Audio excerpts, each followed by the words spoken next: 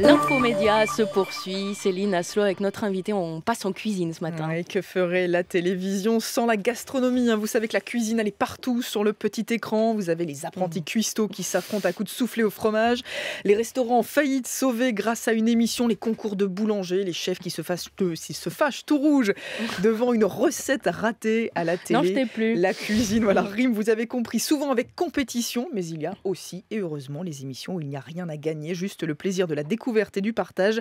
Et c'est le cas des carnets de Julie, proposés tous les samedis après-midi sur France 3, mais aussi régulièrement en prime time, comme ce soir. Les carnets de Julie au pays Qatar, avec au programme, vous allez l'entendre, des recettes, mais aussi et surtout des rencontres. On m'avait pas dit qu'il fallait bosser comme ça. Mais oui, la cuisine, c'est Avec pas... une femme comme moi.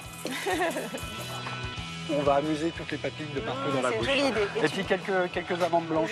Moi, j'aime bien la densité dans un plat. C'est quand même plus chic que les cacahuètes à l'apéro. Ah oui. Effectivement, il y a plus chic que les cacahuètes à l'apéro. Bonjour Julie Andrieux. Bonjour. Vous vouliez montrer que la cuisine, finalement, c'est pas seulement de la discipline, de la compétition, comme la télévision a tendance à le montrer aujourd'hui. Oui, absolument. Et puis que la cuisine, c'est pas seulement des recettes non plus, que c'est du patrimoine, c'est de la mémoire, c'est du sens, c'est du symbole, c'est de la transmission. Mais c'est vrai que vous disiez que la cuisine pullulait à la télévision. Moi, ça fait 20 ans que je fais ça et je peux vous dire qu'au début, j'ai ramé, qu'il n'y avait pas beaucoup de cuisine. Il faut leur rendre hommage. Il y avait Robuchon et Maïté et puis Jean-Pierre Coff.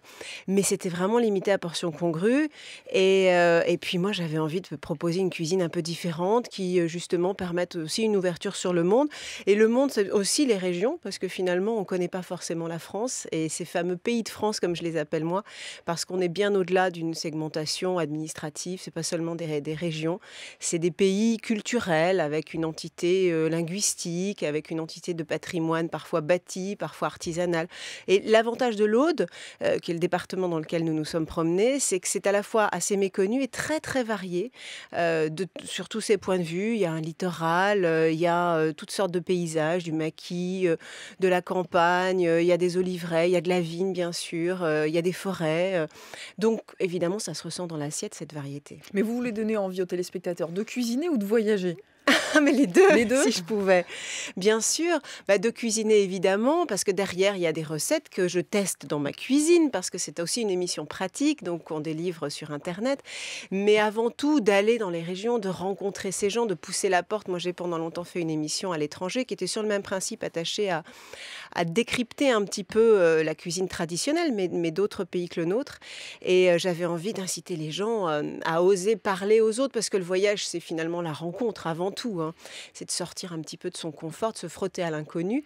Et c'est valable pour la France. Dieu sait qu'il y a des inconnus. Alors en France, en tout cas, pour ce qui est du patrimoine, il y a 1000 choses à découvrir. Mais à force de vouloir défendre le patrimoine, est-ce que le risque, c'est pas d'être un peu trop terroir, d'être un peu trop traditionnel, en tout cas, de plus être en phase avec une cuisine qui est très mélangée, qui s'inspire aussi beaucoup des cuisines d'ailleurs? Oui, mais je crois que finalement, cette cuisine de création que je connais, que j'ai la chance de pouvoir goûter régulièrement, elle se nourrit forcément de la tradition et que finalement, la tradition, eh bien, elle a un peu disparu de nos écrans, elle a un petit peu disparu de nos livres de cuisine parce que, et j'en ai été le premier exemple d'ailleurs, on a envie de jouer du piano sans connaître le solfège. Donc on a envie de commencer par faire des trucs un peu rigolos, un peu exotiques, qui sont parfois d'ailleurs peut-être plus faciles que de réussir un cassoulet, justement, ou un gratin dauphinois. Et je trouve ça intéressant de rapporter un petit peu les choses, de les ramener en arrière et de se dire, avant tout ça, il y avait quand même une cuisine de tradition. Et puis surtout, au-delà de la théorie, il y a des histoires derrière cette cuisine, ce qui est peut-être moins le cas dans une cuisine dite créative.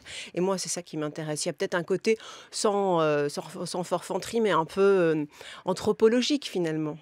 Parce que vous parliez tout à l'heure de l'émission à l'étranger qui était donc Fourchette et sac à dos. Là, les carnets de Julie, c'est en France, mais le point commun, c'est le côté itinérant. Être enfermé toute la journée dans une cuisine, ça vous intéresse pas? Je suis déjà souvent enfermée dans la mienne, pour ne rien vous cacher, parce que je cuisine vraiment beaucoup et avec plaisir. Mais non, ouvrir un restaurant, c'est pas du tout mon métier finalement. Je sais pas si je saurais le faire et ça ne m'intéresse pas. Moi, j'ai vraiment envie de bouger, comme vous le disiez.